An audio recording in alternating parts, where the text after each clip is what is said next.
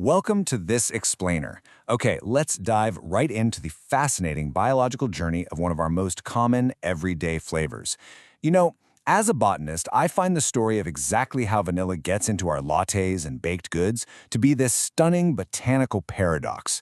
We're going to look closely at the extreme biology, the immense time, and the literally intense labor required to actually produce it. So I want you to really think about this for a second. Why does real vanilla cost so much? I mean, we treat vanilla as the baseline flavor, right? It's the default, the quote-unquote plain option. Yet, behind this seemingly everyday ingredient is a staggering biological hurdle that absolutely drives its price into the stratosphere. 2. Real vanilla is actually the second most expensive spice on the entire planet, sitting right behind saffron. And the reason for this astronomical cost? Well, it isn't just about simple supply and demand. It's fundamentally about extreme biological limitations. To really understand this, we've got to look closely at the plant's extraordinary life cycle. Phase 1. The 3-year climb. The specific plant we're looking at is Vanilla planifolia. It's a rare, climbing tropical orchid vine. And yes, you heard that right, vanilla comes from an orchid. In fact, it's the only orchid in the whole world that produces an agriculturally valuable fruit, which of course we call the vanilla bean. Setting this botanical stage is super crucial for what comes next. Now, what's truly fascinating here is how this plant allocates its metabolic energy.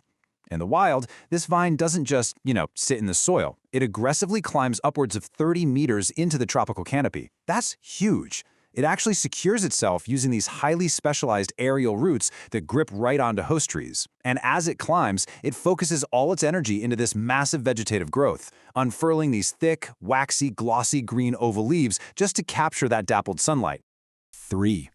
And that brings us to a massive 3-year maturation period. It literally takes 3 whole years of this continuous, energy-intensive vegetative growth before the vanilla planifolia is biologically mature enough to produce even a single flower. I mean, think about that, 3 years of careful cultivation just to get to the starting line of reproduction. Phase 2, the ticking clock. This timeline right here perfectly illustrates the insane botanical disparity that farmers are up against. Look at this. You have 3 full years of vegetative vine maturation, culminating in a microscopic 1-day flower window, and then that's followed by another 9 months of pod ripening. It's literally years of waiting for an incredibly brief biological opportunity. Now, to make matters even more complicated, we face this major geographic anomaly. The only natural pollinator for this specific orchid is a tiny bee found exclusively in Mexico. When Vanilla planifolia was first taken to other tropical regions to be cultivated, well, it grew beautifully, but it produced absolutely 0 beans. Without its co-evolved Mexican bee, the plant just entirely lacks a natural pollinator anywhere else in the world. Imagine this botanical ticking clock. After 3 long years, a bud finally swells and blooms into this beautiful pale yellow-green flower with delicate, translucent petals. But here's the catch. It only opens for exactly 1 day. A single day out of the entire year. And without that native bee we just talked about, this beautiful bloom is basically a biological dead end. Phase 3, precision hand pollination. So everywhere else on Earth outside of Mexico, humans actually have to step in and act as the bee. First, farmers must catch the flower during its single-day open window. Then, using a tiny wooden toothpick-like tool, they gently lift a membrane inside the flower and manually transfer the pollen within the small central column.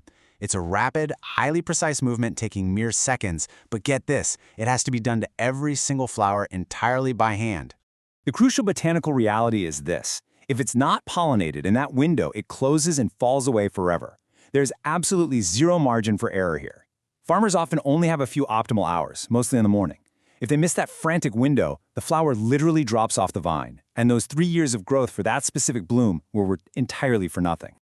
Phase 4, the transformation. Now, the biological reaction is almost immediate.